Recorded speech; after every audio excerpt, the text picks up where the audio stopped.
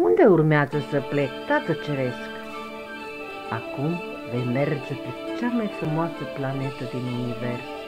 Vei deveni om, într-un loc minunat.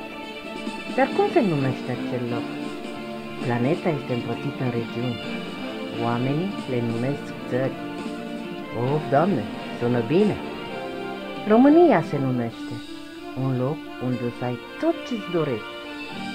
O să deschizi ochii la o familie minunată.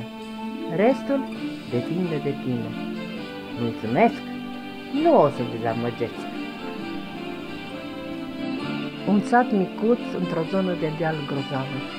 Am fost întâmpinați cu multă dragoste. Ființele acestea, oamenii, sunt foarte interesanți. Îmi place cum arată. Mulțumesc, Doamne! Am frați, surori și multe fete zâmbitoare care le văd mereu.